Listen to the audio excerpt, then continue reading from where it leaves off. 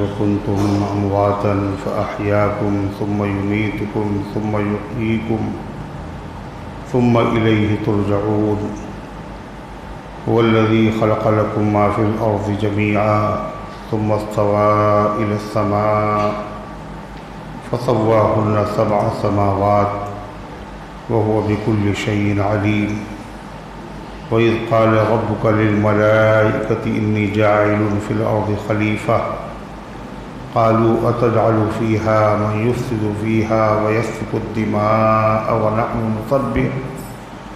ونحن نسبح بحمدك ونقدس لك قال إني أعلم ما لا تعلمون وعلم آدم الأسماء كلها ثم عرضهم على الملائكة فقال أنبئوني بأسماء هؤلاء إن كنتم صادقين قالوا سبحانك لا علم لنا إلا ما علمتنا إنك أنت العليم الحكيم قال يا آدم أنبئهم بأسمائهم فلما أنبأهم بأسمائهم قال ألم أقل لكم إني أعلم غيب السماوات والأرض وأعلم ما تبدون وما كنتم تكتمون وإذ قلنا للملائكة اسجدوا لآدم فسجدوا إلا إبليس أبى واستكبر وكان من الكافرين صدق الله العظيم۔ محترم حضرات، سامعین کرام، حاضرین مسجد، عزیزوں اور بزرگوں، یہ قرآن مقدس کے پہلے پارے کی سورہ بقرہ کی پاکیزہ، نورانی، مبارک، بعظمت، مطہر آیتیں ہیں۔ دعا کیجئے رب العزت والجلال ان مقدس آیات کی روشنی میں صحیح اور سچی بات عرض کرنے کی توفیق نصیب فرمائے اور ہم سب کو عمل کرنے کی توفیق عطا فرمائے۔ اس سے پہلے کی آیات میں اللہ تعالیٰ نے ذکر فرمایا کہ یہ قرآن کتاب ہدایت ہے، اس کے ذریعے سے بہت سارے لوگ گمراہ بھی ہوتے ہیں اور بہت سارے لوگ ہدایت پر آتے ہیں۔ پھر فرمایا وما یضل بہ الا الفاسقین، مگر اس کے ذریعے سے گمراہی فاسقوں کو ملتی ہے، کافروں کو ملتی ہے۔ پہلے سے وہ کافر تھے اور اس کے بعد قرآن کی آیتوں کا انکار کر کے، قرآن پہ اعتراض کر کے ان کے کفر میں اور اضافہ ہوتا ہے۔ پھر ان فاسقین کی علامات، افعال، اوصاف اللہ نے بیان فرمایا وہ ایسے لوگ ہیں جو اللہ کے عہد کو توڑ دیتے ہیں، اور وہ ایسے لوگ ہیں کہ جن رشتوں کو اللہ نے جوڑنے کا حکم دیا ہے ان کو کاٹ دیتے ہیں، اور وہ زمین میں فساد برپا کرتے ہیں، اور وہ لوگ خسارے میں، گھاٹے میں مبتلا ہیں۔ ان آیات میں اللہ تعالیٰ نے کافروں کو، اللہ تعالیٰ نے کفر پر تنبیہ فرمائی اور تعجب کا اظہار کیا کہ تم کفر کرتے کیسے ہو،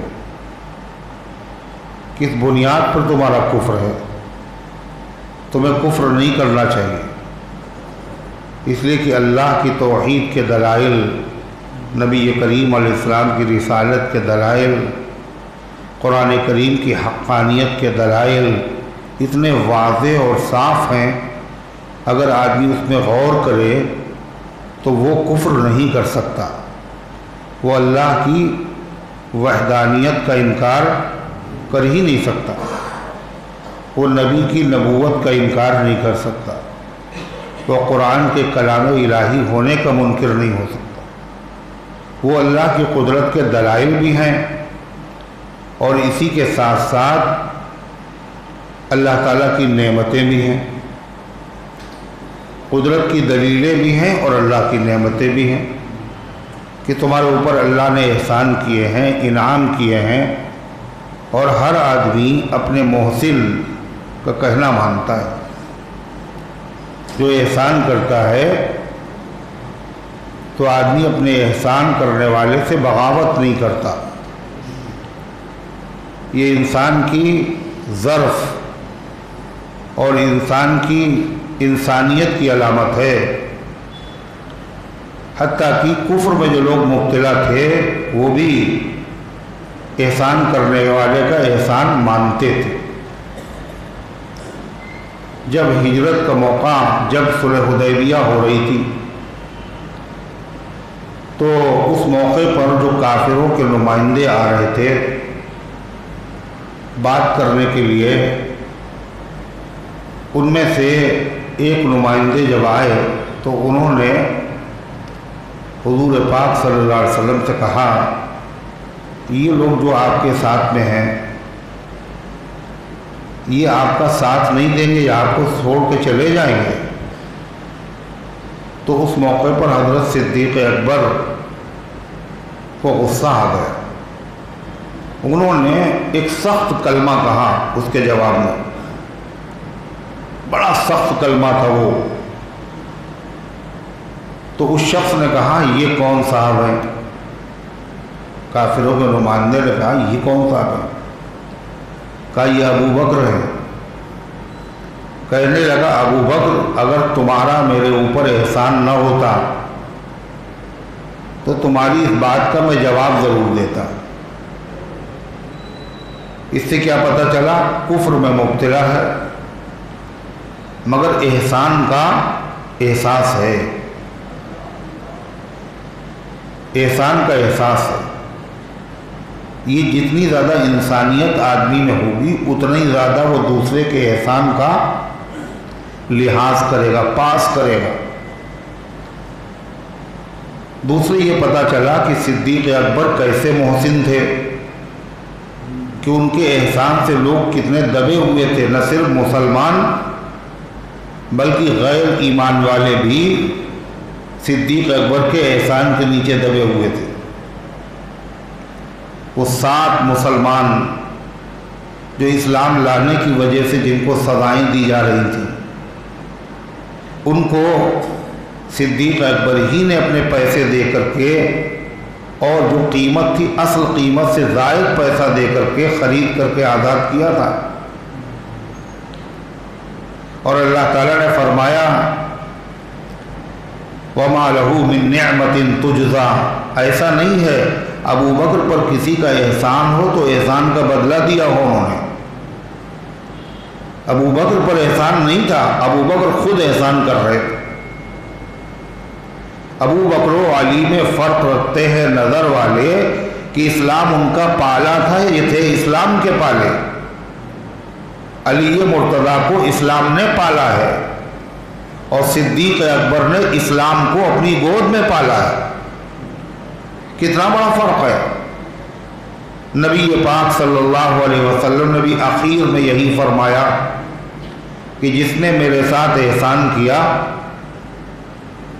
میں نے اس کا بدلہ دے دیا۔ کسی کے احسان کا بدلہ ادا کرنا، باقی نہ رکھنا احسان کو، اور اس کا بدلہ دینا، یہ تمام نبیوں کی سنت ہے، اور یہ امت کے لیے وصیت بھی ہے، آپ کی تلقین بھی ہے۔ جب کوئی احسان کرے تو اس کے احسان کا بدلہ ضرور دینا۔ اگر تم نے اس کو دعا دے دی، نہیں ہے بدلہ دینے کی طاقت، کہ یہ بھی احسان کا بدلہ ہے۔ 4 آدمیوں میں اس کی تعریف کر دی، کہ یہ بھی احسان کا بدلہ ہے۔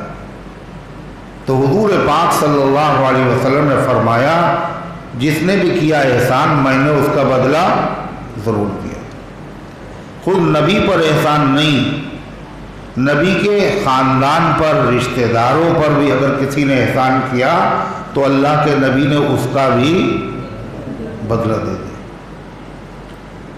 عبداللہ ابن ابی جو منافق تھا، سب سے بڑا اسلام کا دشمن، اللہ کے نبی کو سب سے زیادہ تکلیف پہنچانے والا،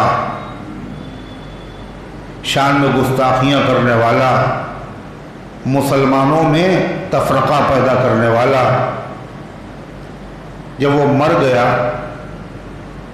تو ان کے صاحبزادے جو مخلص مسلمان تھے انہوں نے آ کے عرض کیا میرا باپ برا تھا، اللہ کے رسول کلمہ پڑھتا تھا، نماز پڑھا دیے۔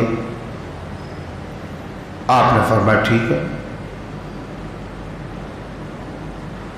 حضرت فاروق اعظم نے عرض کیا اللہ کے رسول وہ منافق تھا، اور منافقوں کے بارے میں تو اللہ کہہ چکا ہے کہ اگر 70 مرتبہ بھی آپ ان کے لیے دعائے مغفرت کریں گے اللہ معاف نہیں کرے گا۔ ان تستغفر لهم او لا تستغفر لهم وان تستغفر لهم 70 مرہ فلن یغفر اللہ لهم۔ آپ ان کے لیے دعائے مغفرت کریں یا نہ کریں، اور اگر آپ 70 مرتبہ بھی کریں اللہ کا فیصلہ یہ اللہ ان کو بخشے گا۔ آپ نے فرمایا عمر اللہ نے منع تو نہیں کیا، یہ نبی کی رحمت ہے، منع تو نہیں کیا نہ پڑھو، یہی تو کہا 70 مرتبہ۔ آپ تشریف لے گئے، اور صرف تشریف نہیں لے گئے بلکہ ان صحابی نے یہ بھی کیا ہے اللہ کے رسول اگر کوئی تبرک آپ دے دیں، اپنا مبارک کرتا اگر آپ ہمیں دے دیں تو اپنے باپ کو کفن میں ہم آپ کا کرتا پہنا دیں گے، شاید اللہ اس کی برکت سے میرے باپ کی مغفرت کر دے۔ سلام کو محمد رسول اللہ صلی اللہ علیہ وسلم پر اتنے بڑے دشمن کو آپ نے محروم نہ کیا اور اپنا مبارک مقدس پاکیزہ کرتا عطا فرما دیا،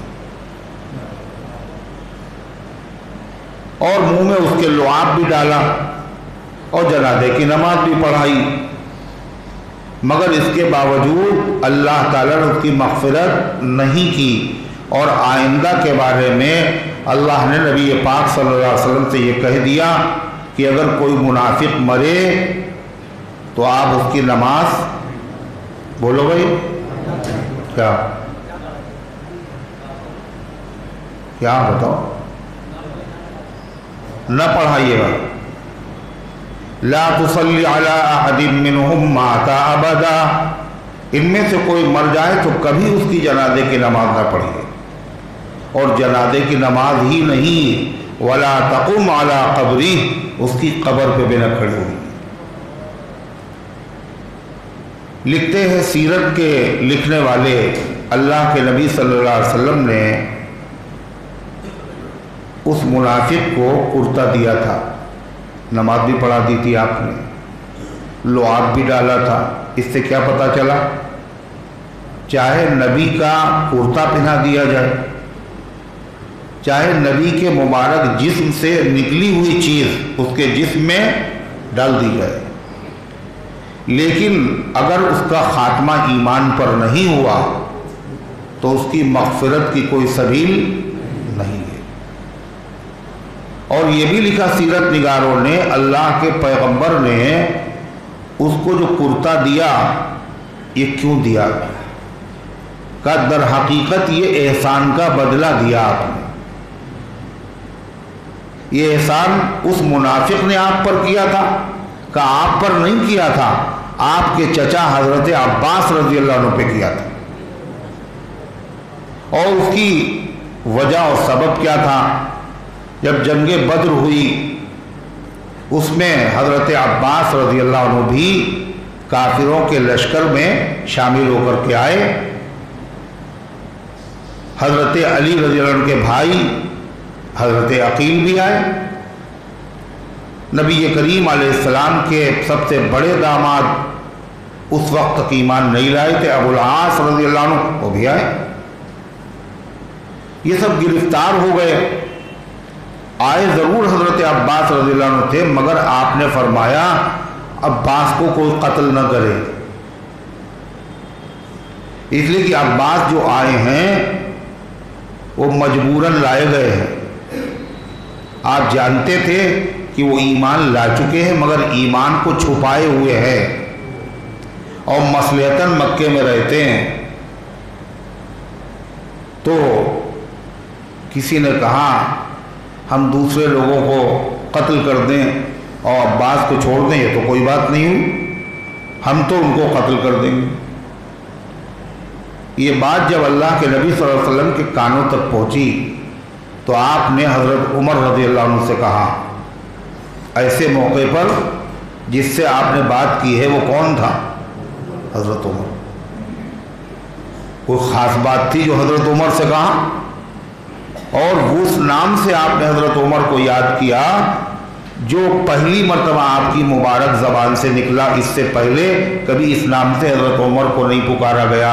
آپ نے فرمایا یا ابا حفص، یہ کنیت ہے، اے حفصہ کے باپ، کیا نبی کے چچا کے چہرے کو زخمی کیا جائے گا؟ فرمایا کہ نہیں اے اللہ کے رسول، نہیں، آپ کہیے تو میں اس کا سر قلم کر دوں جس نے یہ بات کہی۔ اور پھر پہنچے اور جا کر کے ان کو سمجھایا اور آ کر کے خبر دی حضرت عباس سلامت ہے۔ آپ نے فرمایا اللہ تمہیں خوش رکھے۔ تو حضرت عباس جو گرفتار کر کے لائے گئے، سارے قیدی ہیں، حضرت عباس بھی گرفتار تھے، اور حضور کو محبت تو بہت تھی۔ رات میں مسجد ہی کے اندر ان سارے قیدیوں کو رکھا گیا، مسجد نبوی میں، اور حضور کو نیند نہیں آ رہی، کروٹیں بدل رہے ہیں۔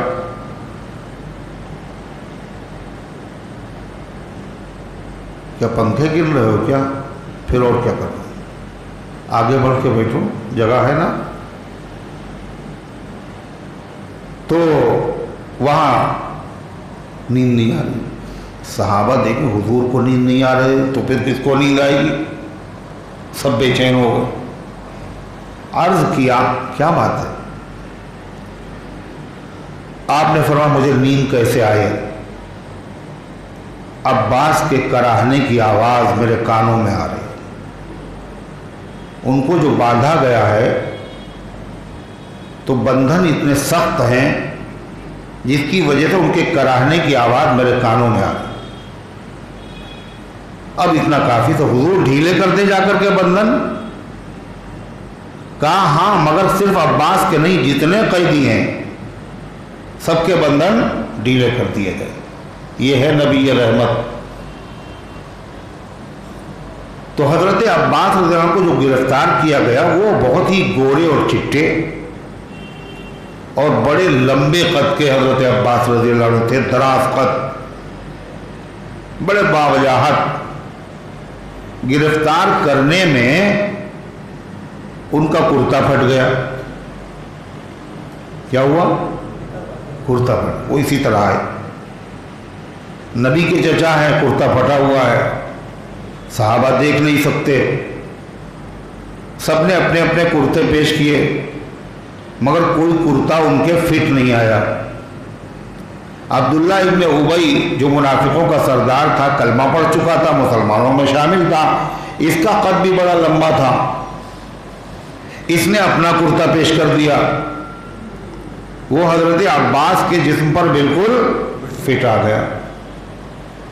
یہ احسان اس نے کیا تھا نبی کے چچا پر، اس احسان کا بدلہ بھی اللہ کے نبی نے ادا کر دیا، اپنا مبارک کرتا پیش کر دیا۔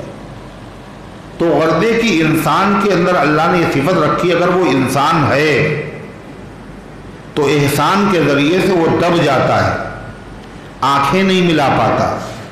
الانسان عبید الاحسان، انسان احسان کا بندہ ہے، احسان کا غلام ہے۔ آپ نے فرمایا اگر جبیر ابن مطعم ہوتے،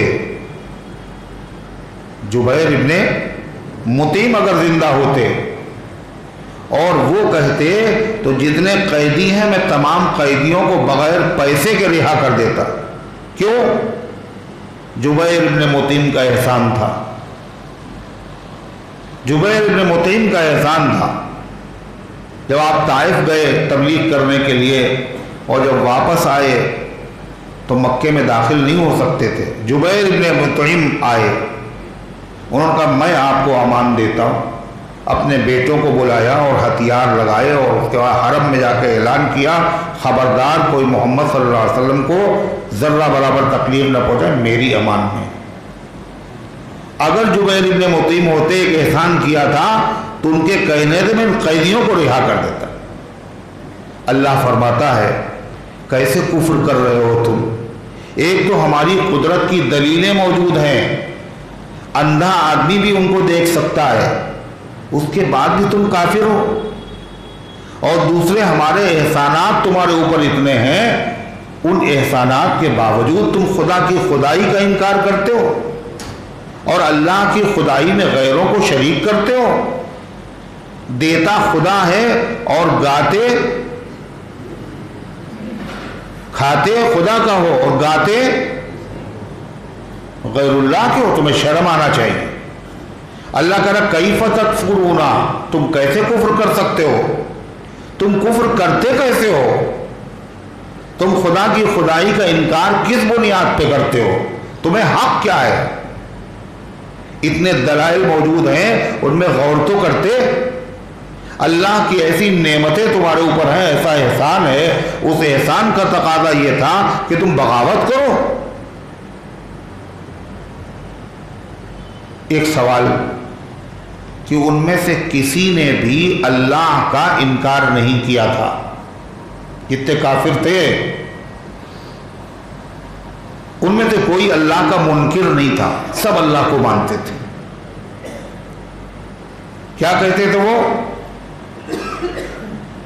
جب کوئی کام کرتے تھے تو بسم اللہ الرحمن الرحیم نہیں پڑھتے تھے، مگر بسمک اللہم پڑھتے تھے۔ بسمک اللہم، تیرے نام سے اے اللہ، یہ پڑھا کرتے تھے۔ خانہ کعبہ کا طواف کرتے تھے تو کیا کہتے تھے؟ غفرانک غفرانک۔ وہ دعا مانگتے تھے جو کون دعا مانگ رہا ہے؟ کافروں کا سردار، اس امت کا فرعون، سب سے سرکش آدمی ابو جہل حرم میں ہو، کیا کہہ رہا ہے؟ اللہ نے اس کی دعا کو قرآن میں ذکر کیا، اللہم ان کان ھذا ھو الحق من عندک فامطر علینا حجارۃ من السماء او ائتنا بعذاب علیم۔ اے اللہ، یہی تو شروع کر رہا ہے دعا، اللہم، اے اللہ۔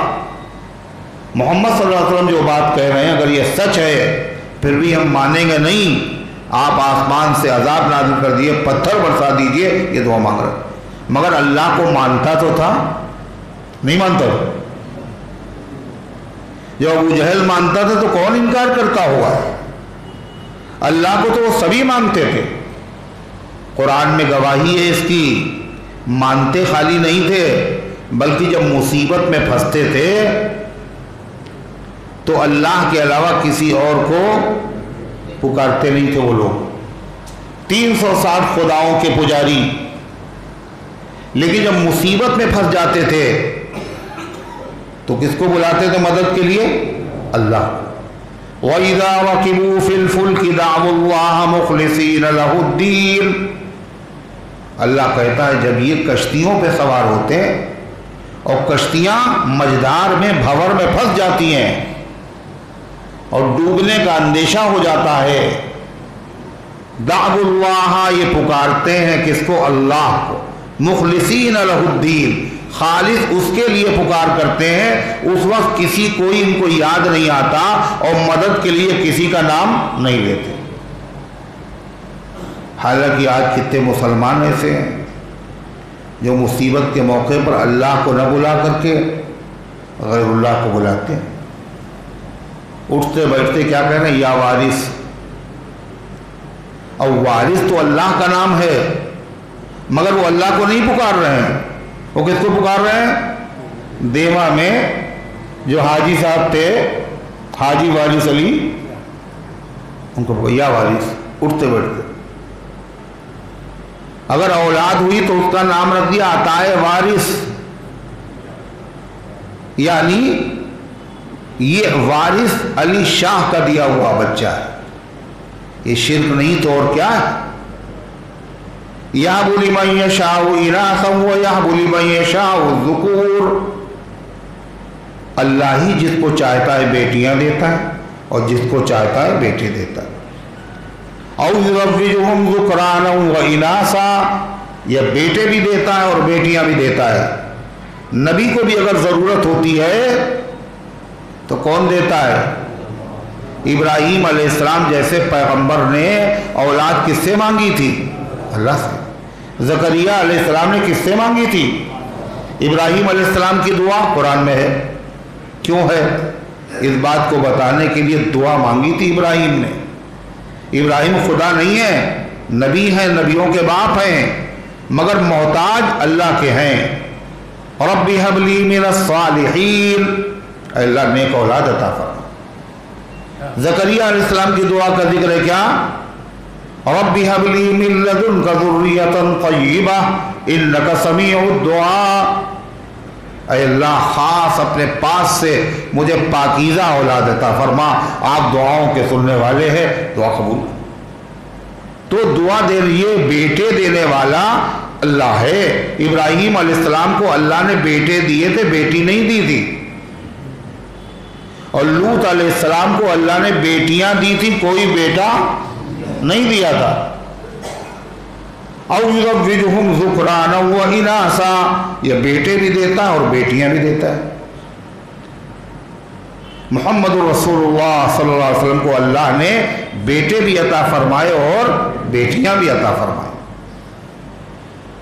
और नबी करीम अलैहिस्सलाम को एक बेटी नहीं, कितनी? 4 बेटियां अता फरमाई। और अता फरमा के दुनिया वालों को बता दिया कि बेटी अल्लाह की नेमत है। अगर ये नेमत न होती तो अल्लाह अपने महबूब को न देता। महबूब को जो चीज़ दी जाती है वो कैसी दी जाती है? छांट करके सबसे खराब, है ना, सबसे अच्छी। और महबूब भी किसके? फिर अल्लाह के। और अल्लाह के खजाने में कोई कमी नहीं। अल्लाह ने नबी को वो चीज़ दी है जो नबी की शान के लायक थी। जो नबी की शान के लायक नहीं थी, अल्लाह ने वो चीज़ अपने महबूब को दी ही नहीं। और पता है आपको बड़ी दिलचस्प बात, वो ऐसी चीज़ जो अल्लाह ने मुसलमानों को दी, काफिरों को दी, औरतों को दी, बच्चों को दी, फर्माबरदारों को दी, नाफरमानों को दी, बकरी चराने वालों को दी, ऊंट चराने वालों को दी। अगर नहीं दी तो सिर्फ अकेले अपने महबूब को नहीं। ये क्या बात हुई? सारी दुनिया को दे दी, अपने महबूब को नहीं दी। है एक चीज ऐसी जो अल्लाह ताला ने अपने महबूब सल्लल्लाहु अलैहि वसल्लम को नहीं दी। इमाम अहले सुन्नत रहमतुल्लाह अलैह एक मर्तबा अमरोहा तशरीफ ले गए। अमरोहे में हजरत ने पढ़ाया भी है और अमरोहे में हजरत ने 2 मुनाजरे किए, एक शियों से और एक रज़ा खानियों से। और हजरत के मुनाजरे बड़े अजीब व गरीब थे। कोई गुस्सा नहीं, कोई इश्तियाल नहीं, सामने वाले से कोई भी सख्त बात नहीं, इंतहाई आहिस्ता से और दलाइल ऐसे अल्लाह अकबर जो उठाए ना उठ सके। यही लखनऊ के क़याम के ज़माने में एक मुअतक़िद ने हजरत के पास लिखा कि हजरत अक़ीक़ा है हमारे वहाँ, हम चाहते हैं कि आप तशरीफ़ ले आएँ। तो अक़ीक़े की दावत थी, ख़तने की होती तो हुज़ूर न जाते हजरत, लेकिन ख़तने की दावत ये साबित ही नहीं। और लोग ख़तने की दावत में बड़ी धूमधाम करते हैं और अक़ीक़ा करते ही नहीं। अक़ीक़े में काहे का इंतज़ार करते हैं? घर में किसी की शादी होने दो तब अक़ीक़ा करें, ताकि एक तीर से 2 शिकार हो जाए।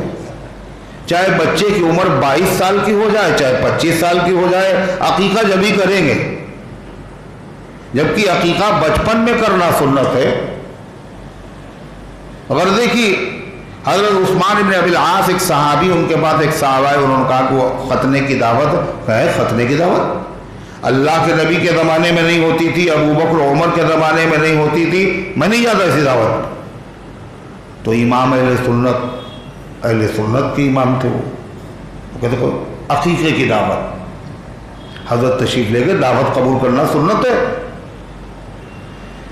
جب دعوت قبول کر لی، جب وہاں گئے تو انہوں نے بتایا حضرت عقیقے کی تو دعوت تھی، مگر ایک چیز اور بھی، یہاں ایک صاحب آئے ہوئے ہیں بہت بڑے مولانا، اور وہ کہتے ہیں کہ اللہ کے نبی صلی اللہ علیہ وسلم کو ہر بات کا علم تھا، ہر چیز کا علم تھا، ہر چیز آپ جانتے تھے. علم ما کان و ما یکون، جو ہو چکا اور جو ہونے والا ہے دنیا میں سب آپ کو معلوم تھا. اور وہ کہتے ہیں کہ میری اس بات کو کوئی غلط ثابت نہیں کر سکتا، میں مناظرہ کرنے کے لیے تیار ہوں. مولانا عبدالشکور فاروقی کو بھی لے آؤ میرے سامنے، اور اولاً تو وہ آئیں گے نہیں، یہ بھی کہہ رہے ہیں اولاً تو آئیں گے نہیں، اور اگر وہ آ گئے تو 50 روپے انعام دیں گے ان کو. انگریزوں کا زمانہ تھا، 50 روپے کی بڑی ویلو تھی، 50 روپے دیں گے. حضرت گئے نہیں، یہ نہیں کہا مناظرہ ہے حضرت، وہ دعوت دی تھی عقیقے کی، کہا ایسا بھی، کہا اچھا ایسا ہے تو پھر چلو، اور حضرت تشریف لے گئے. اس کے بعد حضرت نے فرمایا دیکھیے مناظرہ تو ہوگا بعد میں، پہلے 50 روپے نکالیے آپ. پھر آپ نے چیلنج کیا تو آئیں گے نہیں، پہلے 50 روپے. اب کیا کریں، بس دینا پڑے ان کو. اس کے بعد کہا اب بتائیے آپ کیا کہہ رہے ہیں. کہنے لگے کہ حضور پاک صلی اللہ علیہ وسلم کو ہر چیز کا علم تھا، جو ہو چکا وہ بھی اور جو ہونے والا یہ بھی، کوئی چیز آپ کے علم سے باہر نہیں. تو حضرت نے فرمایا کہ ایسا نہیں، ایسا نہیں. اللہ کہتا ہے دینے والا خدا ہے نا، ارے دینے والا تو اللہ ہی ہے. انما انا قاسم واللہ یعطی، حضور فرماتے صلی اللہ علیہ وسلم میں تو بانٹ دیتا ہوں، دینے والا تو اللہ ہے. تو دینے والا اللہ ہے نا. حضرت نے فرمایا اللہ کہتا ہے کہ میں نے اپنے محبوب کو ہر چیز کا علم نہیں دیا. کہلے یہ کہاں لکھا ہوا ہے؟ کہلے قرآن تو آپ پڑھتے ہی ہیں، اور سورہ یاسین تو آپ کو یاد ہی ہوگی، وہ تو عام پبلک کو یاد ہوتی، آپ تو مولانا ہیں. اور حافظ لوگ تراویح میں جس دن سورہ یاسین آتی ہے اس دن بہت ہوشیار رہتے ہیں، اس لیے کہیں سے بھی لقمہ کوئی دے سکتا ہے. حافظ ہونا ضرور ہے، سورہ یاسین کے حافظ تو بہت ہیں. موقع ملا، ذرا سا موقع ملا، سانس لی امام نے، سمجھے امام بھول گئے، بول پڑے. تو سورہ یاسین تو یاد ہی ہے. کہ جی ہاں یاد ہے. کہ سورہ یاسین میں ہے، اللہ فرماتا ہے پڑھیے سورہ یاسین. وما علمناه الشعر وما ينبغي له، ہم نے اپنے محبوب کو شاعری کا علم نہیں دیا. آپ تو کرے سب کچھ دے دی خدا نے، اللہ کہہ رہا ہم نے شاعری کا علم نہیں دیا، سب کچھ میں شاعری نہیں ہے. اب وہ چاروں خانے چت. اور فرمایا یہ بھی سن لیجیے، اللہ کہہ رہا ہم نے دیا کیوں نہیں شاعری کا علم. وما ينبغي له، وہ آپ کی شان کے لائق نہیں. کیا پتہ چلا اللہ نے اپنے محبوب کو وہی چیزیں دی ہیں جو آپ کی شان کے لائق تھی. آپ کو ایسے اصحاب دیے، ایسے اصحاب کسی نبی کو نہیں دیے. ایسی بیویاں آپ کو دی ہیں، ایسی خواتین اللہ نے کسی کو نہیں دی. یا نساء النبی لستن کاحد من النساء، اے پیغمبر کی بیویوں تم عام عورتوں کی طرح نہیں ہو، تمہارا مقام بہت اونچا ہے. اپنے محبوب کی زوجیت کے لیے ہم نے تمہیں منتخب کیا ہے. غلام آپ کے ایسے ایسے کسی کے غلام نہیں، بیٹے ایسے ایسے کسی کے بیٹے نہیں، بیٹیاں ایسی ایسی کسی کی بیٹیاں نہیں، آپ کا خاندان ایسا ایسا کسی کا خاندان نہیں. جو چیز دی اللہ نے شان کے لائق. تو 4 بیٹیاں خدا نے دی. اس کا مطلب کیا ہے؟ یہ نعمت ہے. اگر نعمت نہ ہوتی تو اللہ اپنے محبوب کو نہیں، اور ایک نہیں 4 4. اور کتنے مسلمان ایسے ہیں جو زمانے جاہلیت پلٹ کر کے آ رہا ہے پھر سے۔ قرآن نے ایک جگہ کہا وَلَا تَبَرُّجْنَا تَبَرَّجَ الْجَاهِلِيَّةِ الْأُولَى وَلَا تَبَرَّجْنَا، دیکھو اے مسلم خواتین، پہلی جاہلیت کی طرح بے پردہ نہ ہو جانا۔ پہلی جاہلیت کا لفظ کیا بتا رہا ہے؟ جب پہلی ہے تو کوئی دوسری بھی ہوگی۔ ہوں گا جب ہم پہلی مرتبہ حج کرنے گئے تھے تو وہاں یہ نہیں تھا، جہاں آج جو ہے وہ جو بڑے بڑے ٹاور تھے جہاں میں ٹھہرا تھا وہ جگہ تو اب طواف میں شامل ہے، وہاں لوگ طواف کرتے ہیں۔ جب میں پہلی مرتبہ گیا تو وہ باہر تھی، وہاں ٹھہرے تھے ہم۔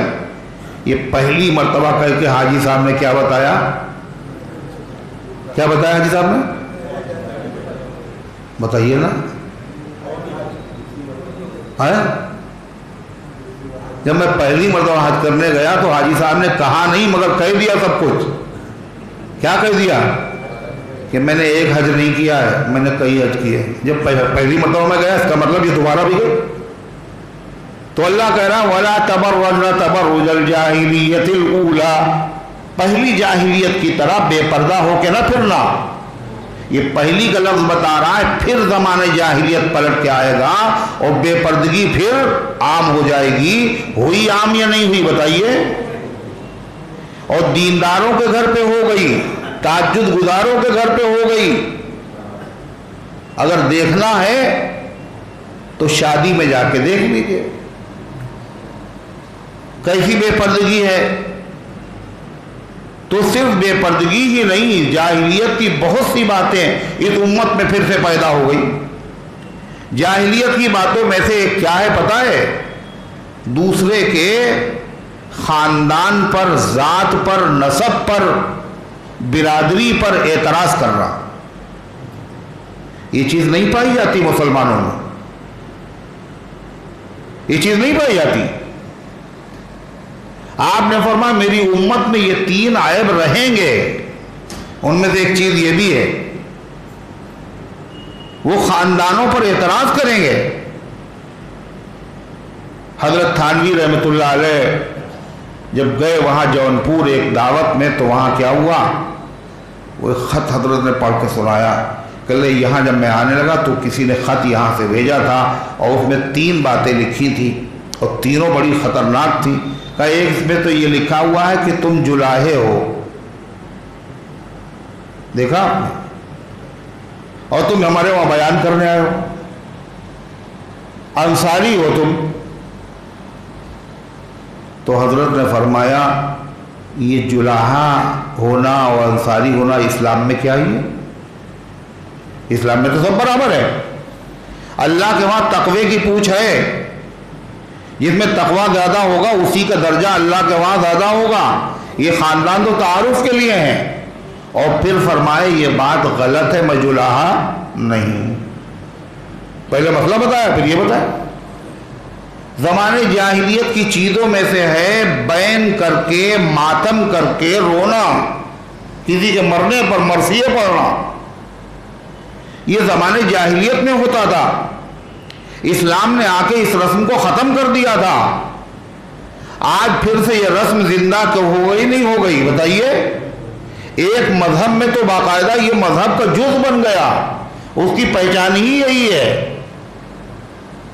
عزاداری، مرثیہ اور اسی طریقے سے بین و ماتم، یہ زمانے جاہلیت کی رسم ہے۔ بدر میں جب پہلی جنگ ہوئی تھی تو مکے کے کافروں نے بہت زمانے تک مرثیے پڑھے تھے اور بہت دنوں تک انہوں نے عزاداری کی تھی اور بہت دنوں تک انہوں نے بین و ماتم کیا تھا۔ اور اسی لیے حضور پاک صلی اللہ علیہ وسلم نے فرمایا لیس منا من ضرب الخدود وشق الجیوب ودعا بدعوى الجاہلیہ، میرا اس سے کوئی تعلق نہیں ہے جو آدمی اپنے چہرے پہ تماچے مارے، بین ماتم کرے، کپڑوں کو پھاڑ ڈالے اور زمانے جاہلیت کی طرح رو رو کر کے روئے، مرثیے پڑھے۔ اللہ کے نبی نے منع کیا تھا اس سے، اور وہی چیز ہو رہی ہے اور عبادت سمجھ کے ہو رہی ہے۔ اس سے بڑی کوئی عبادت نہیں، نہ نماز ہے نہ روزہ۔ نمازوں کا انہیں کچھ غم نہیں، رونا ضروری ہے۔ پڑا ہے قتل کے شبیر سے دھبا جو دامن پر، باہر صورت باہر قیمت اسے دھونا ضروری ہے۔ اور نمازوں کا انہیں کچھ غم نہیں، کیا ضروری؟ رونا ضروری۔ اور یہ سب کچھ کس کی محبت میں؟ حضرت علی کی، حضرت شہید کربلا حضرت حسین رضی اللہ عنہ کی محبت۔ حالانکہ حضرت علی نے صاف صاف کہا، اور کب کہا حضرت علی نے؟ جب اتنا بڑا غم ہوا تھا، اتنا بڑا غم حضرت علی کو، صحابہ کو، اہل بیت کو، مسلمانوں کو اس زمانے میں بھی نہیں ہوا اور کبھی بھی نہیں ہوگا۔ سب سے بڑا غم، سب سے بڑا غم، اس سے بڑا غم ایمان والوں کو کبھی ہو ہی نہیں سکتا۔ سب سے بڑا غم کا دن کون سا تھا؟ جس میں بعض صحابہ نابینا ہو گئے، وہ حضور پاک صلی اللہ علیہ وسلم کی وفات کا دن تھا، آپ کے دنیا سے رخصت ہونے کا دن تھا۔ ایک صحابی حضرت عبداللہ ابن زید ابن عبد ربی اپنے باغ میں پانی لگا رہے ہیں، اور خبر ملی، بیٹے نے آ کے بتایا اللہ کے نبی کا انتقال ہو گیا۔ دعا کے لیے ہاتھ اٹھا لیے، انا للہ پڑھا، اور کہنا اے اللہ ان آنکھوں سے تیرے محبوب کا جلوہ دیکھا تھا، اب ہم دنیا میں کچھ نہیں دیکھنا چاہتے، میری آنکھوں کی روشنی چھین لے۔ فوراً نابینا ہو گئے، لوگ اندھے ہو گئے۔ فاطمہ زہرا کا کیا حال تھا؟ کہتی صبت علیہ مصائب لو انہا صبت علی الایام سر لیالیا، نبی کی وفات سے مجھے اتنا غم ہوا ہے، یہ غم اگر دنوں پہ ڈال دیا جاتا تو دنوں کی روشنی ختم ہو جاتی اور دن دن نہ رہتے رات بن جاتے۔ اتنا غم، جو جتنا قریب اتنا غم۔ اور جب نیا نیا واقعہ ہوتا ہے تو غم زیادہ ہوتا ہے، اور بعد میں دھیرے دھیرے صبر آ ہی جاتا ہے۔ مگر یہ کیسا غم ہے کہ 1400 سال ہو گئے ابھی تک بولیے ختم ہی نہیں ہوا۔ اور ختم ہو کیسے؟ اس لیے یہ وہ غم ہے ہی نہیں جس کے اندر باقاعدہ سیٹنگ ہوتی ہے، ایسا غم ہے، باقاعدہ پروگرام کے تحت ہوتا ہے یہ غم، ہے نا؟ جیسے شادیاں ہوتی ان میں سیٹنگ ہوتی ہے نا، پروگرام ہوتا ہے کہ صاحب بارات اتنے بجے اور نکاح اتنے بجے اور رخصتی اتنے بجے اور کھانا اتنے بجے ہوتا ہے۔ آپ نے کبھی جنازے میں بھی یہ سنا؟ کبھی سنا کسی کے مرنے پر کوئی کارڈ چھپا ہو، اس میں پروگرام سیٹ کیا گیا ہو؟ مگر یہ کیا اتنے بجے آنا، اتنے بجے روئیں گے، ٹی وی والے بھی آئیں اور اخبار والے بھی آئیں، اتنے بج کے اتنے منٹ پہ روئیں گے ہم، یہ غم ہے۔ معین رنج اور غم کا کوئی موسم نہیں ہوتا، رنج اور غم کا بھی کوئی موسم ہوتا ہے؟ معین رنج اور غم کا کوئی موسم نہیں ہوتا، مرتب جشن ہوتا ہے، مرتب غم نہیں ہوتا۔ سٹنگ کے ساتھ غم نہیں منایا جاتا، جشن منایا جاتا، خوشی منائی جاتی ہے۔ ہماری نسبتیں شیر خدا حضرت علی سے ہیں، میاں معلوم ہے شیروں کے گھر ماتم نہیں ہوتا۔ تو غم تازہ تھا حضرت علی، پھر حضور کے کتنے قریبی رشتہ دار، چچا زاد بھائی بھی ہیں، حضور نے ان کو پالا بھی ہے، داماد بھی ہیں، اور موقع کیا ہے پتہ ہے؟ حضور پاک صلی اللہ علیہ وسلم کا جسد اطہر حضرت علی کے سامنے ہے اور وہ ان کو نہلا رہے ہیں، حضور نہلا رہے ہیں حضرت علی، اور جب نہلا رہے ہوں گے تو غم کتنا تازہ ہوگا۔ حضرت علی نے جو بات اس وقت کہی ہے وہ خود ان کی کتابوں میں لکھی ہوئی جو غم مناتے ہیں۔ حضرت علی نے کیا کہا؟ اے اللہ کے رسول، اگر آپ نے ہمیں صبر کرنے کا حکم نہ دیا ہوتا، لولا امرت بالصبر ونہیت عن الجزع، اگر آپ نے صبر کرنے کا حکم نہ دیا ہوتا اور جزا فضا گریوزاری بین و ماتم سے منع نہ کیا ہوتا تو میں اتنا روتا کہ پورے جسم کا پانی ختم ہو جاتا، مگر آپ نے منع کیا ہے، اس لیے ہم کچھ نہیں کریں۔ صبر کا حکم دیا، حضرت علی تو یہ کر رہے ہو، تم کیا کر رہے ہو؟ تم کیا کر رہے ہو؟ فاطمہ زہرا رضی اللہ عنہ سے حضور پاک صلی اللہ علیہ وسلم نے کیا کہا تھا، کیا فرمایا تھا؟ سب سے غم تو فاطمہ ہی کو تھا، سب سے قریبی 6 مہینے کے بعد وفات ہو۔ فاطمہ، یہ بھی انہی کی کتاب میں لکھا ہوا، فاطمہ جب میرا انتقال ہو جائے تو اپنا چہرہ نہ پیٹنا اور اپنے سر کے بال نہ بکھیرنا اور ہائے وائے کر کے رونا نہیں، اور فرمایا کہ دیکھو میرے اوپر لا تقیمی علیہ نائحہ، نوحے نہ پڑھنا، مرثیہ نہ پڑھنا۔ یہ حضور اپنی بیٹی کو وصیت کر کے گئے۔ آج کیا ہو رہا ہے؟ بولو، وہی سب ہو رہا نہیں ہو رہا؟ نبی کی وصیت، حضرت علی کا فرمان، حضرت فاطمہ کا، انہی کا نام لے لے کر کے اور انہی پہ رونا، مخالفت۔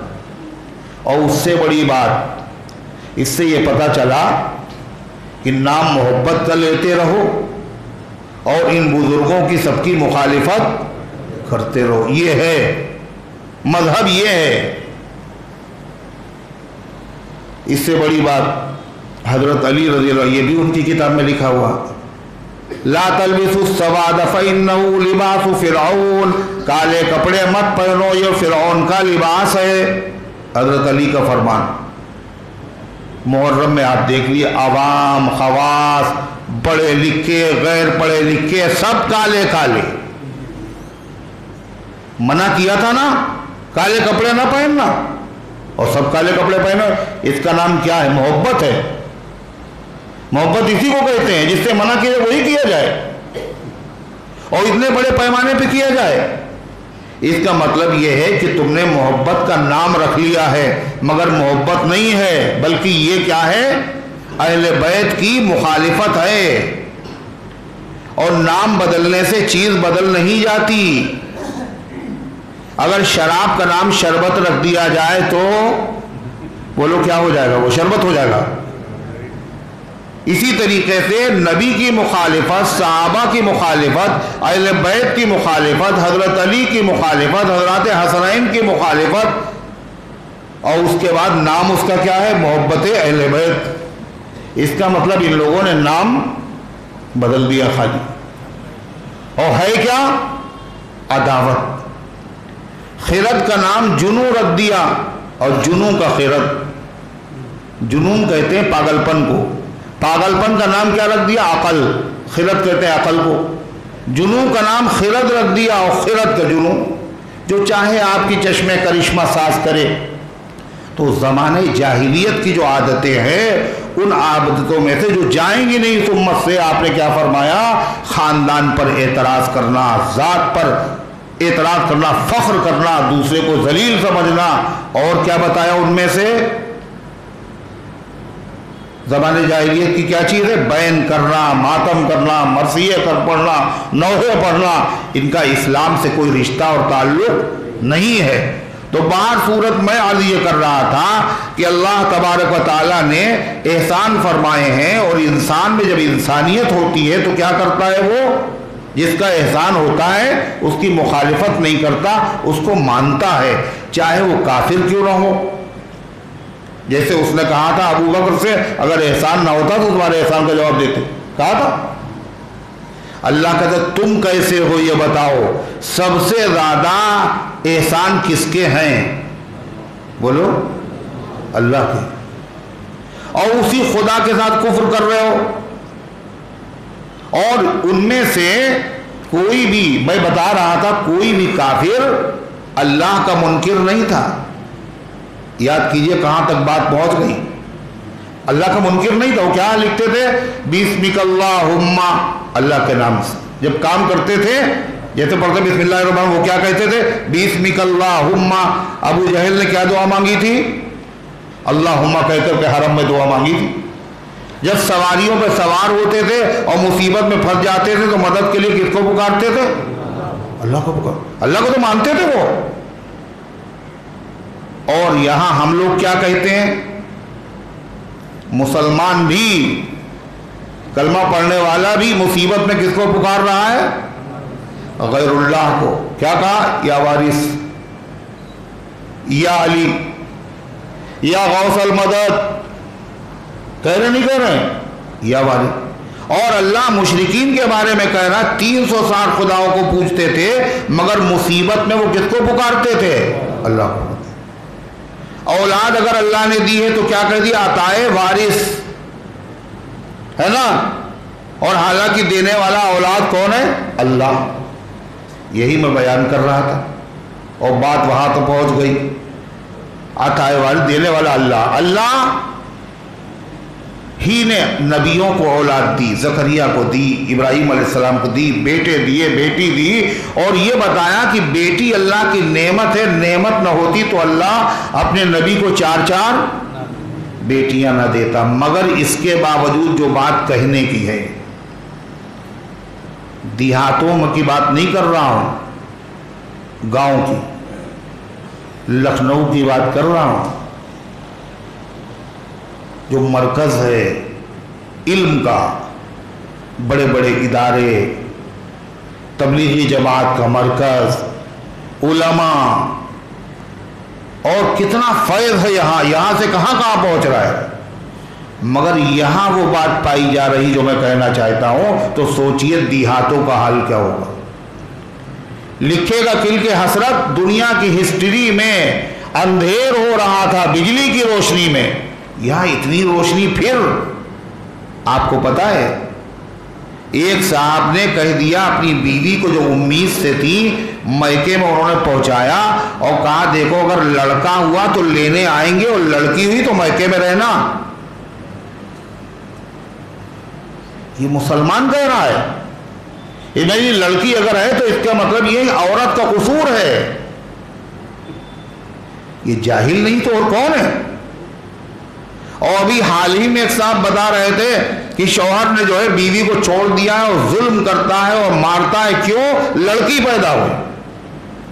یہ یہودی نہیں ہے، عیسائی نہیں ہے، مجوسی نہیں ہے، یہ مسلمان ہے، یہ ایمان والا ہے، یہ قرآن پر ایمان رکھتا ہے، یہ نبی پر ایمان رکھتا ہے، یہ صحابہ کو مانتا ہے، یہ اولیاء اللہ سے محبت رکھتا ہے، یہ اپنے بچوں کو قرآن پڑھواتا ہے، یہ اپنی بچیوں کو جہیز میں قرآن دیتا ہے، اور قرآن میں اللہ فرماتا ہے کہ اللہ ہی لڑکیاں جس کو چاہتا دیتا ہے اور جس کو چاہتا ہے لڑکے دیتا ہے، اور جس کو چاہتا دونوں دیتا ہے اور جس کو چاہتا کچھ نہیں دیتا۔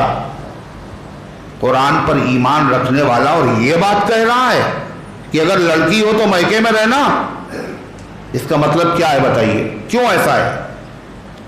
ایسا کیوں ہے بتائیے؟ جواب اس کا کیا ہے؟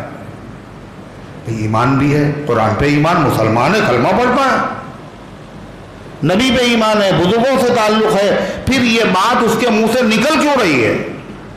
کیا سبب ہے اس کا؟ کبھی غور کیا آپ نے؟ کبھی غور کیا کیوں؟ قرآن میں تو لکھا ہوا ہے اللہ ہی دیتا ہے۔ ماں اور باپ کو پتہ بھی نہیں چلتا، باپ کا کوئی دخل نہیں، ماں جس کے پیٹ میں بچہ پل رہا ہے اس کو خبر نہیں ہوتی کیا بن رہا ہے، لڑکا ہے یا لڑکی ہے، تو اللہ ہی دینے والا ہے۔ اس کے بعد وہ مسلمان ہو کر، نبی کا غلام ہو کر، کلمہ پڑھنے والا ہو کر، اور زمانے جاہلیت کی طرح لڑکی کی ولادت کو برا بھی سمجھ رہا ہے، اور برا نہیں سمجھ رہا، عورت کو قصوروار قرار دے رہا ہے، اور اس کی وجہ سے طلاق دے رہا ہے، اور اس کی وجہ سے یہ ظلم کہاں ہو رہا ہے؟ بجلی کی روشنی میں کیوں ہو رہا ہے یار؟ کبھی غور کیا کیوں ہو رہا ہے؟ پتہ ہے کیوں ہو رہا ہے؟ یہ صرف اس لیے ہو رہا ہے کہ قرآن پر ایمان تو ہے، قرآن خوانی بھی کروا لیتے ہیں، ہم پڑھوا بھی لیتے ہیں، بخشوا بھی لیتے ہیں، مگر قرآن میں لکھا کیا ہے؟ قرآن میں اللہ کے حکم کیا ہیں؟ قرآنی تعلیمات کیا ہیں؟ آج مسلمان ان سے جاہل ہے۔ اگر اس کو اس کا علم ہوتا قرآن میں کیا لکھا ہوا ہے، یہ لکھا ہوا کہ اللہ ہی لڑکیاں دیتا ہے، اللہ ہی لڑکے دیتا ہے، نبی بھی لڑکا نہیں لے سکتا اور نبی بھی لڑکی فرمائش کر کے نہیں لے سکتا، تو وہ ہرگز یہ بات نہ کہتا۔ اس لیے تمام بیماریوں کا علاج قرآن ہے۔ اس سے گہری گہری بیماریاں اچھی ہو گئی تھی، کائے سے اچھی ہوئی تھی؟ قرآن سے۔ زمانے جاہلیت جو پہلا تھا کتنا خطرناک تھا، وہ جاہلیت ختم ہو گیا۔ زمانہ جاہلیت وہ کس کی برکت سے ختم ہوا؟ اتر کر حرا سے سوئے قوم آیا اور ایک نسخہ کیمیا ساتھ لایا۔ حرا کی پہاڑیوں سے آپ اتر کر کے آئے اور ایک نسخہ لے کر کے آئے تھے۔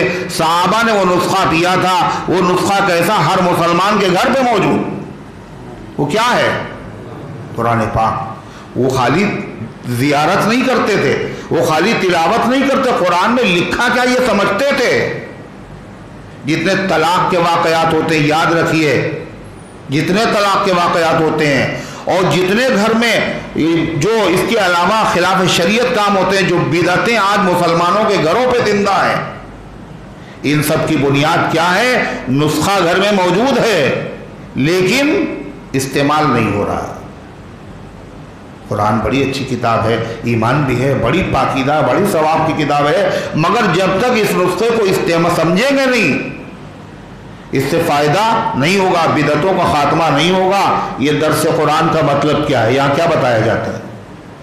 قرآن میں لکھا کیا ہے؟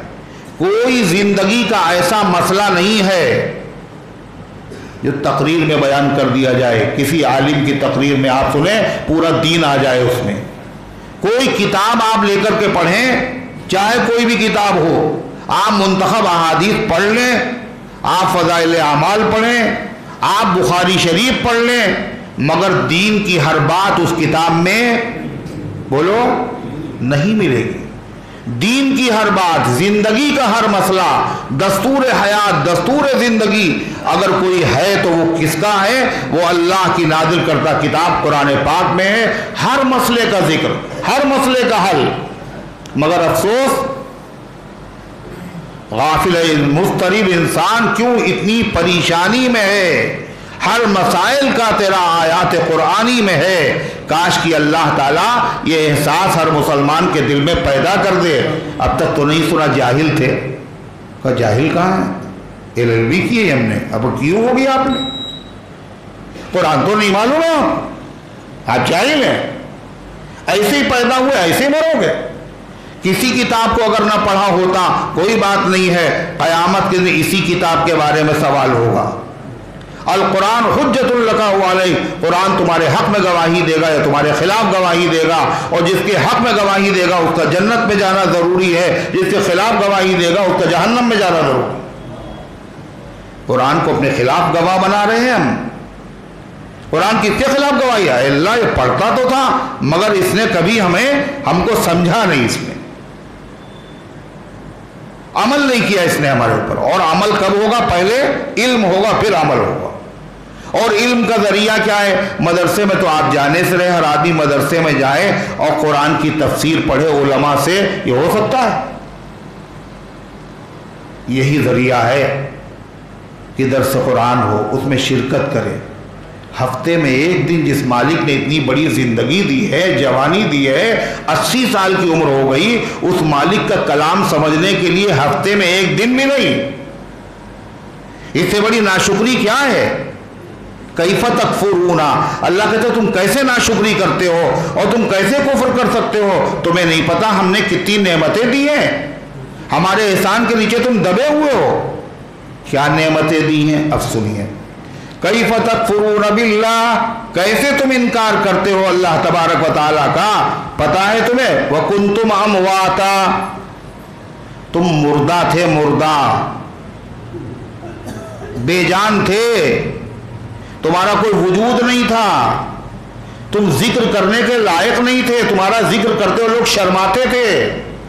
هل أتى على الإنسان حين من الدهر لم يكن شيئا مذكورا، ہر انسان پر ایک وقت ایسا آیا ہے انسان قابل ذکر چیز ہی نہیں تھا، یہ تو ایک ناپاک قطرہ تھا، ارے تھا نہیں تھا، جس قطرے کے نکلنے کے بعد پورا جسم ناپاک ہو جاتا تھا، قرآن پڑھ نہیں سکتا، نماز پڑھ نہیں سکتا، گھناؤنی چیز تھے تم، جان نہیں تھی تمہارے اندر، کنتم امواتا، تم مردہ تھے، بے جان تھے، پھر ہم نے تمہیں کیا دیا ہے پتہ ہے؟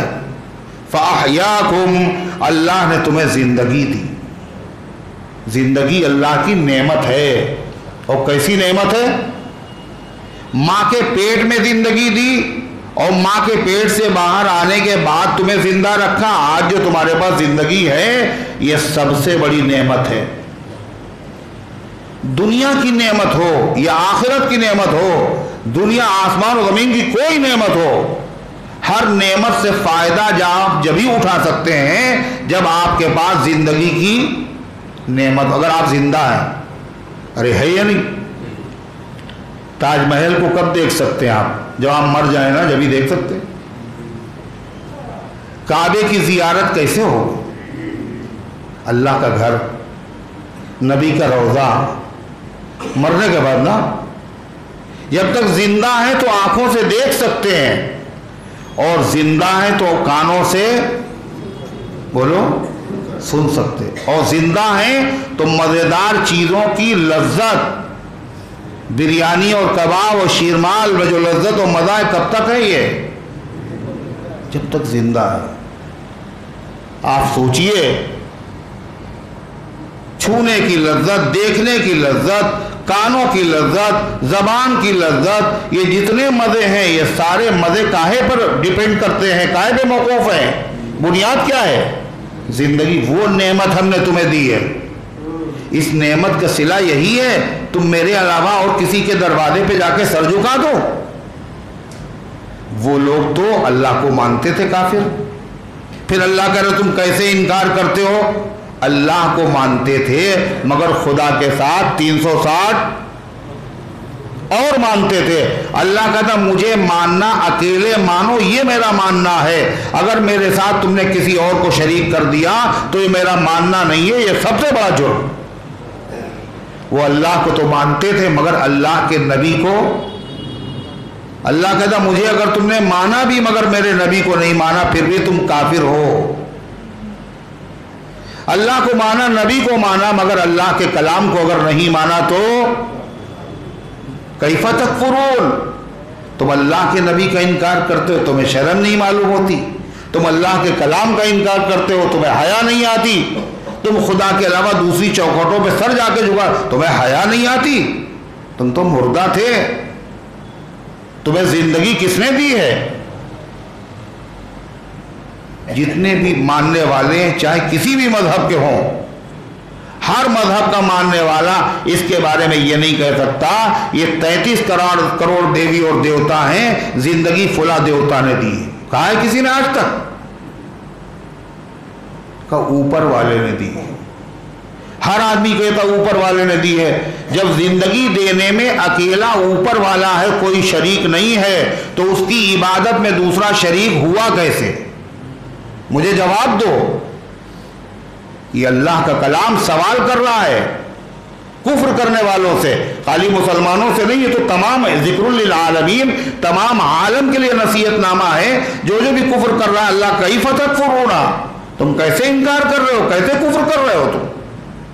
کنتم امواتا، کہیں اور جانے کی ضرورت نہیں، اللہ ایسے دلائل نہیں دیتا جو کسی کی سمجھ میں نہ آئے۔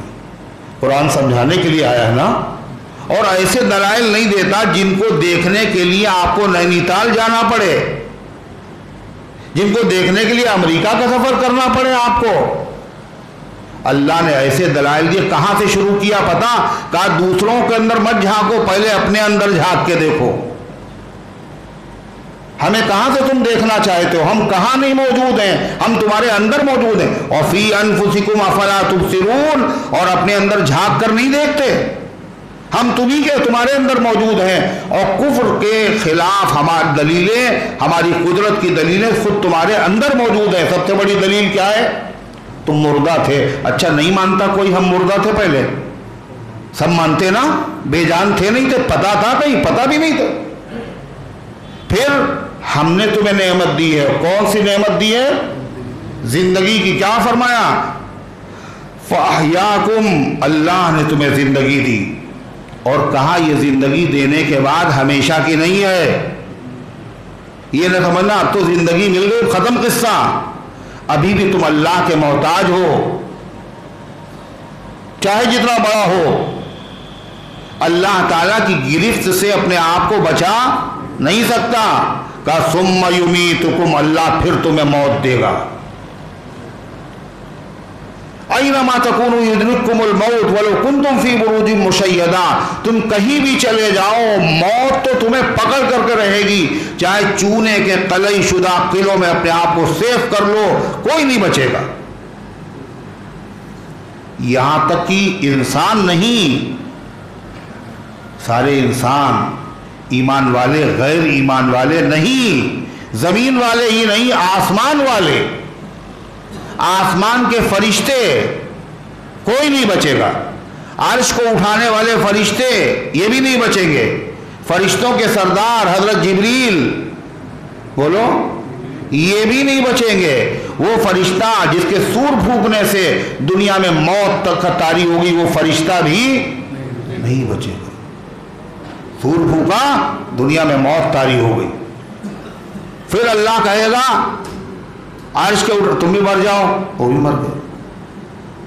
جبریل تم بھی مر جاؤ، اسرافیل تم بھی مر جاؤ، کوئی نہیں باقی بچا۔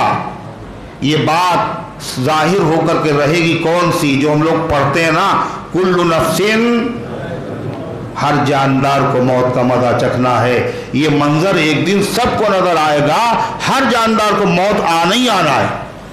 کل من علیہا فان، سب فنا ہو جائیں گے، صرف اللہ کی ذات باقی رہے گی۔ موت کا سناٹا ہوگا، کوئی زندہ نہیں ہوگا، اور اللہ کیا کہے گا؟ لمن الملک اليوم، آج کس کی ہے حکومت، آج کس کا ہے راج، آج کس کی سلطنت ہے؟ کوئی زندہ ہو تو جواب دے، سب تو مردہ ہے، موت کا سناٹا ہے۔ اللہ خود ہی کہے گا، کیا کہے گا؟ خود ہی سوال خود ہی جواب، للہ الواحد القہار، اس اللہ کی حکومت ہے جو اکیلا ہے اور ہر ایک پر غالب ہے، سب اس کے نیچے، سب کے اوپر وہ ہے۔ موت طاری ہوگی، ثم یمیت، اللہ تمہیں پھر موت دے گا، کسی کو آج کسی کو کل، مگر موت آئے گی، کوئی بچا نہیں، کوئی بچے گا نہیں۔ سوال یہ ہے، زندگی نعمت ہے نا، اور کتنی بڑی نعمت ہے، ہر نعمت سے فائدہ اٹھانا زندگی پر موقوف۔ اللہ کرا پھر اللہ تمہیں ایک نعمت اور دے گا، وہ نعمت کیا ہے؟ اللہ تمہیں موت دے گا۔ کیا موت بھی نعمت ہے؟ موت بھی نعمت ہے تو یہ بھی نعمت، یہ تو سمجھ میں نہیں آتی۔ یہ نعمت ایسی ہے جس سے لوگ بھاگتے ہیں۔ کیا کہا؟ وَجَاءَتْ سَكْرَةُ الْمَوْتِ بِالْحَقِّ ذَلِكَ مَا كُنْتَ مِنْهُ تَحِيدُ، آ گئی موت کی سختیاں، یہ وہی موت ہے جس سے تم بھاگتے تھے، بدکتے تھے، اس کا ذکر بھی تمہیں پسند نہیں آتا تو مگر آئی۔ مگر موت کیا ہے؟ یہ بھی نعمت ہے۔ اللہ نہ کرے وہ وقت آئے جب آدمی بالکل کافی عمر کا ہو چکا ہے اور بالکل نہ ہاتھ ہل رہا ہے، نہ پیر، نہ کھا پا رہا ہے، نہ پی پا رہا ہے، نہ استنجا کر پا رہا ہے، بستر پہ ہے، گھر والے تیمارداری کرتے کرتے عاجز ہیں، اور وہ کچھ چاہتا ہے تو وہ کر تو رہے تیمارداری دوسروں کے خوف کی اور ڈر کی وجہ سے، لیکن دکھ رہا ہے اسے کہ ان کے اندر ناگواری کے آثار ہیں، یہ میری زندگی کو برا سمجھ رہے ہیں سب، میں بوجھ ہوں ان سب کے لیے۔ تو پتہ ہے یہ چیز انسان کو بڑی جلدی مار ڈالتی ہے، اس کے دل میں زخم ہو جاتے ہیں، انہی کی خاطر میں نے سب کچھ کیا تھا، آج یہ میری زندگی گوارا نہیں کر رہے ہیں۔ ایک صاحب جو تھے، ان کو شادی کر دو، ابا بھی دیکھ لیں گے، کاہے کا انتظار کر رہے ہو؟ کہنے یہ مرے تو پھر شادی کریں۔ ورنہ مہمان آ کے کیا کہیں گے؟ یہ کون سا آپ پڑے ہوئے ہیں؟ آپ بتائیے ایسے موقع پر جو زخم ہوتے ہیں آدمی کے دل میں وہ بھر نہیں سکتے، ایسے موقع پر آدمی کیا تمنا کرتا ہے؟ میری زندگی اے اللہ اور لمبی کر دیے تھوڑی سی، یہی کہتا ہے اے اللہ جلدی سے میرا خاتمہ فرما دیجیے، نجات دے دیے، میرے وجود کو یا رب کسی پہ بار نہ کر، اے اللہ میرا وجود کسی پہ بوجھ نہ بنے۔ تو اس وقت اس کے لیے زندہ رہنا نعمت ہے یا مر جانا نعمت؟ بتائیے، اس کے حق میں بھی نعمت ہے اور جو اس کے تیماردار ہیں ان کے حق میں بھی نعمت ہے، اور فرمایا موت تو نعمت ہے ہی، مگر حلق کے نیچے یہ نعمت اترتی نہیں، پسند نہیں آتی یہ نعمت۔ لیکن کیوں نہیں آتی؟ اس لیے کہ ہم لوگوں کا معاملہ دوسرا ہے۔ کیا ہے؟ ایمان اور یقین وہ مضبوط نہیں ہے، ورنہ یہ موت کے بغیر جو سب سے بڑی نعمت ہے، سب سے بڑی نعمت کیا ہے معلوم ہے؟ سب سے بڑی نعمت سوچ کے بتاؤ کیا؟ حضور پاک صلی اللہ علیہ وسلم کا دیدار۔ اچھا، اور جنت۔ جنت میں ہر نعمت موجود ہے، مگر جنت سے بھی زیادہ قیمتی نعمت ایک ہے جو سب سے آخری نعمت ہے، اللہ کا دیدار اور اللہ کی رضا۔ اس سے بڑی نعمت کوئی ہے ہی نہیں۔ یہ نعمت ملے گی کیسے یہ بتاؤ آپ؟ سب سے بڑی نعمت ہے، مگر یہ نعمت بغیر مرے ہوئے مل نہیں سکتی۔ موت ہی ذریعہ ہے اس نعمت کے ملنے کا۔ جو چیز نعمت کے ملنے کا ذریعہ ہو وہ چیز کیا ہوتی ہے؟ مصیبت یا نعمت؟ کیا ہوتی ہے وہ بھی تو نعمت۔ اتنی بڑی چیز ملے گی مگر ملے گی نہیں، کیسے ملے گی؟ اللہ سے ملاقات ہوگی کیسے؟ یہ پل ایسا ہے اس پر سے گزرے بغیر محبوب کی محبوب سے ملاقات نہیں ہو سکتی۔ الموت جسر یوصل الحبیب الی الحبیب۔ موت ایک پل ہے جو ایک چاہنے والے کو دوسرے چاہنے والے سے ملا دیتا ہے، اس کے بغیر کوئی نہیں ملے، اور اس سے گزرنا ہی ہے۔ کیا کہا گیا حدیث میں؟ الموت تحفۃ المومن۔ موت مومن کے لیے گفٹ ہے، گفٹ، تحفہ ہے، تحفہ۔ کہ ہمیں تو نہیں لگتا بھائی موت، ہر آدمی بھاگتا ہے موت سے، یہ طبعی بات ہے۔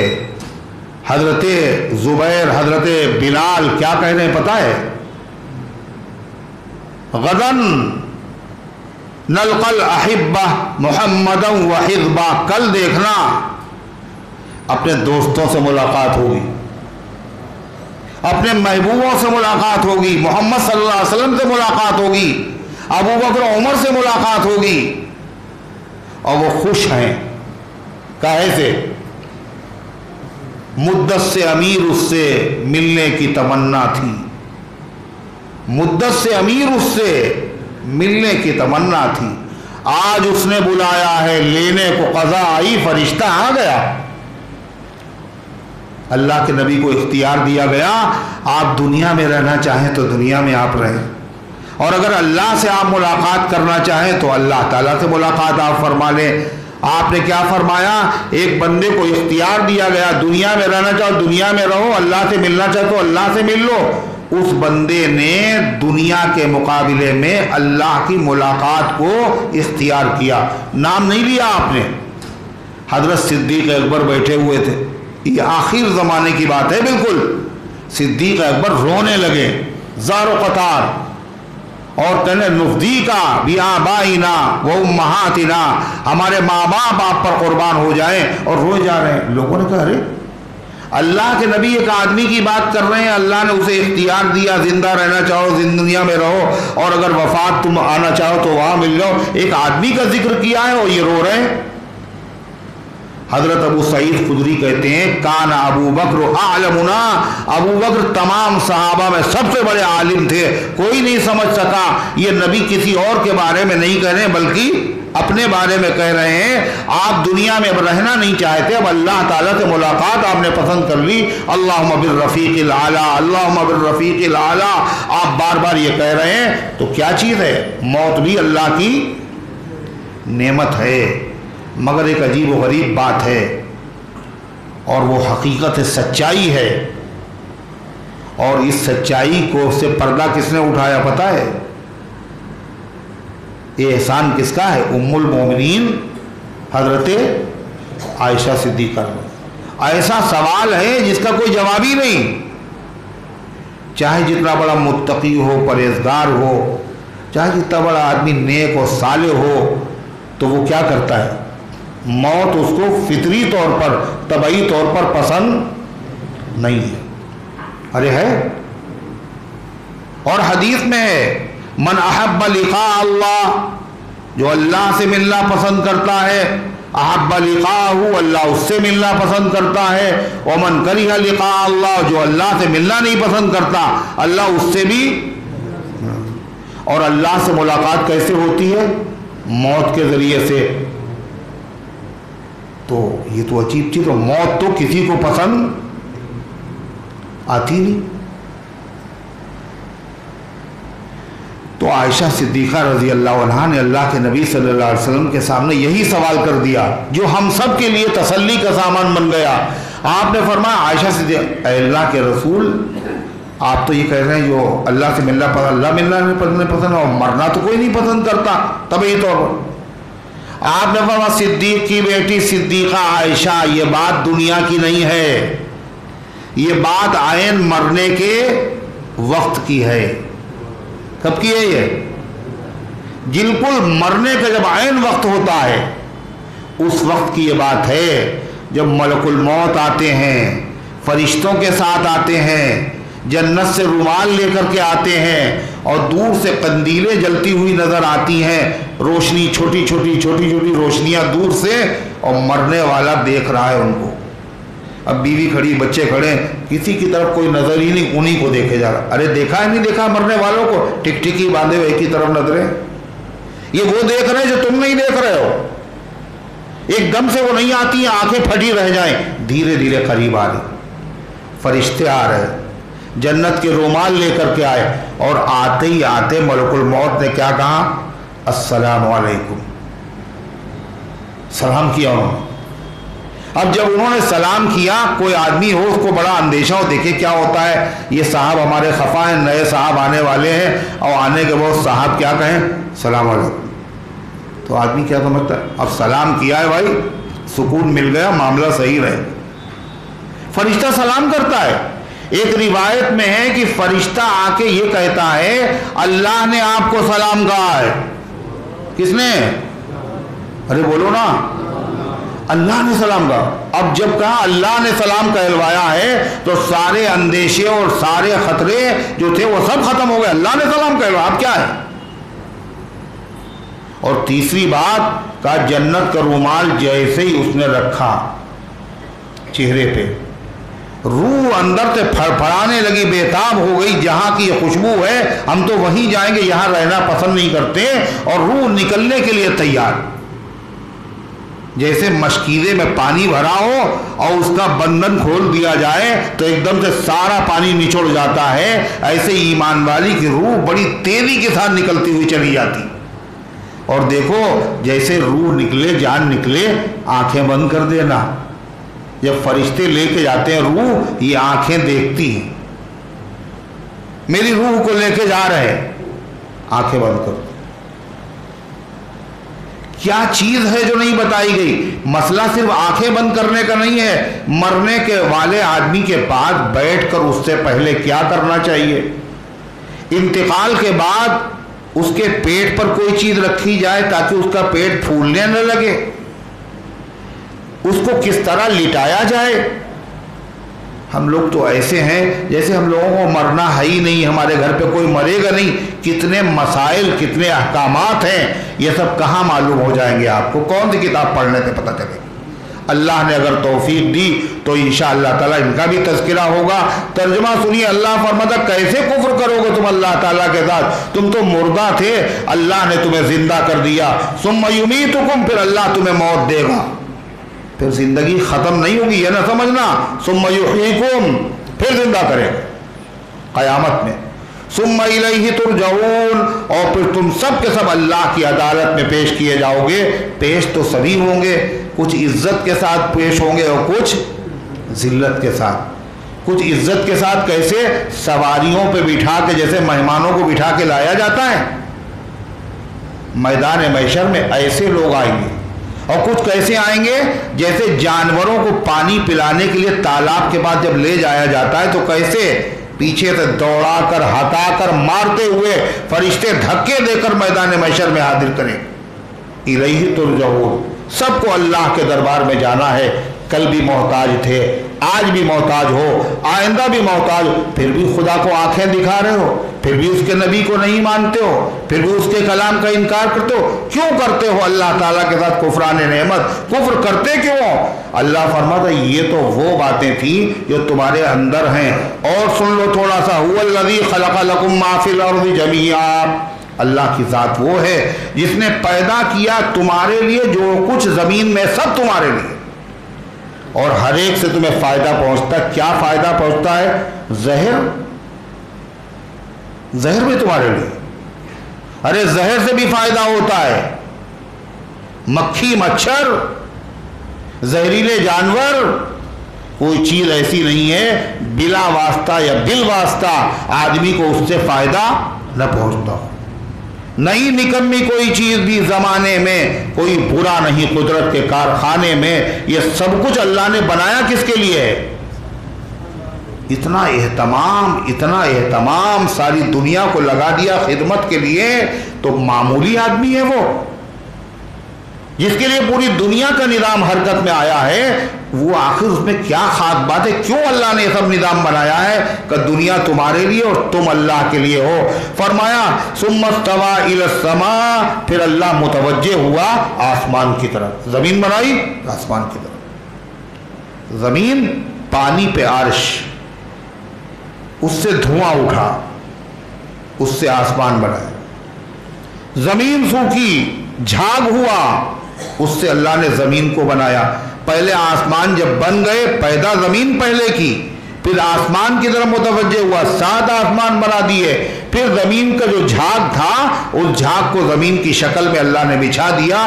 تو پہلے پیدا زمین کو کیا، پھر آسمان کو درست کیا، پھر زمین کو بچھا دیا۔ ثم استوى الى السماء، پھر اللہ نے ارادہ کیا، توجہ کی آسمان کی طرف، فسواہن 7 سماوات، تو اللہ نے بنا دیے درست 7 آسمان۔ کتنے؟ کیا حکمتیں ہیں زمین کے، کیا فائدے ہیں، سب بیان کرنے کی ضرورت نہیں، پھر وقت پر آئے گا۔ وَهُوَ بِكُلِّ شَيْءٍ عَلِيمٌ، اور وہ ہر چیز کو جانتا ہے، جس طرح بنانا چاہیے، کیا دینا چاہیے، کس میں بندے کا فائدہ ہے، اللہ ہی جانتا ہے۔ اللہ تعالیٰ ان گزارشات کو قبول فرمائے، عمل کرنے کی توفیق عطا فرمائے۔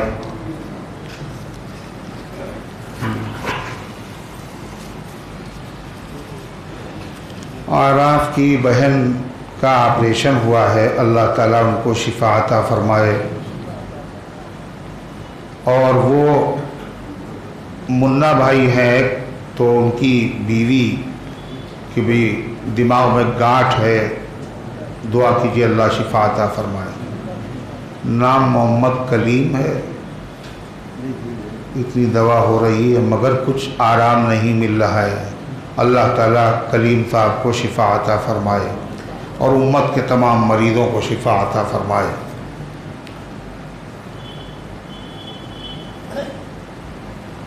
بچے کا نام حسن ہے اور باپ کا نام سیف ہے، تو یہ ولدیت اللہ تعالیٰ کو بتانے کی ضرورت ہے؟ کہیں اللہ تعالیٰ کسی اور کو شفا دے دے ولدیت کے بغیر؟ ایسا نہیں، بچے کا نام حسن، باپ کا نام، دعائے صحت کر دیجئے، اللہ تبارک و تعالیٰ حسن کو شفا عطا فرمائے، ان کے باپ کو شفا عطا فرمائے، اور امت کے تمام مریضوں کو اللہ تعالیٰ شفا کاملہ، عاجلہ، مستمرہ، دائمہ عطا فرمائے۔ حضرت مولانا سید ارشد میاں مدنی دامت برکاتہم جو امت کا سرمایہ ہے، مقتدی اور پیشوا ہیں، دارالعلوم دیوبند کے محدث ہیں، جمعیت العلماء کے صدر ہیں، بیمار تھے حضرت اور دعائیں ہوئیں ان کے لیے پوری دنیا میں۔ اللہ کا شکر ہے پہلے سے صحت ہے، اللہ تعالیٰ مزید دعا کیجیے اللہ ان کو قوت عطا فرمائے، صحت عطا فرمائے۔ اور ہمارے تمام اکابر مولانا رابع صاحب ہیں اور جتنے بھی بزرگان دین ہیں، اساتذہ ہیں، اللہ ان سب کی عمروں میں برکت عطا فرمائے اور شرور اور فتن سے حفاظت فرمائے۔ اللہم صلی علی سیدنا وعلی آل سیدنا کما تحب و ترضا عدد ما تحب و ترضا۔ اللہم انت السلام ومنک السلام تبارکت یا ذا الجلال والاکرام۔ ربنا آتنا فی الدنیا حسنہ وفی الآخرۃ حسنہ وقنا عذاب النار۔ اللہم احفظنا من کل بلاء الدنیا وعذاب الآخرہ۔ اے اللہ ہم سب کی حاضری کو اپنی رحمت سے قبول فرما، ایمان کامل عطا فرما، اعمال صالحہ کی توفیق عطا فرما۔ اے اللہ اپنی نعمتوں کا شکر ادا کرنے کی توفیق عطا فرما، ناشکری سے، کفران نعمت سے، بدعات سے، قہر و غضب والے کاموں سے اللہ ایک ایک امتی کی حفاظت فرما۔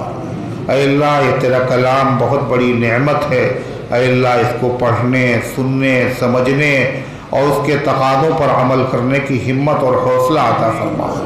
اے اللہ جو اس کی ناقدری ہوئی ہے اللہ ہم سب کو معاف فرما دے، پوری امت کو معاف فرما دے، پوری امت کے دل میں قرآن پاک کی سچی محبت اور عشق پیدا فرما دے۔ اے اللہ اس درس قرآن کو اپنی رحمت سے قبول فرما، اس کے فیض کو گھر گھر کے اندر پہنچا دے۔ اے اللہ اس کی برکت سے پورے محلے پر رحمت کا نزول فرما، شرور اور فتن سے حفاظت فرما۔ اے اللہ جو بیمار ہے ان کو شفا عطا فرما، جو حاجت مند ہے ان کی حاجتوں کو پورا فرما، جن کو رشتوں کی ضرورت ہے اچھے رشتے عطا فرما دے، جن کے رشتے طے ہو چکے ہیں ان کو آسانی سے پائے تکمیل تک پہنچا دے۔ اے اللہ جن کے وہاں شادیاں ہیں، فرائض ادا ہو رہے ہیں، اے اللہ عافیت کے ساتھ ان فرائض کو ادا کرنے کی توفیق عطا فرما، برکت عطا فرما، دنیا اور آخرت کی رسوائی سے بچا لے، دنیا اور آخرت میں راحت اور آرام عطا فرما۔ اے اللہ جنہوں نے دعاؤں کے لیے کہا ہے یا لکھا ہے ان کا ہم پر حق ہے یا وہ امید رکھتے ہیں، اللہ ان سب کے نیک مقاصد میں کامیابی نصیب فرما۔ شریف صاحب کی، اہلیہ کی اے اللہ مغفرت فرما اور امت کے تمام مرحومین کی مغفرت فرما، درجات کو بلند فرما۔ اے اللہ ہم سب کو اسلام پر زندہ رکھ، ایمان پر موت دے، ایمان والوں کے ساتھ حشر فرما۔ آمین یا رب العالمین، وصلی اللہ علیہ وسلم۔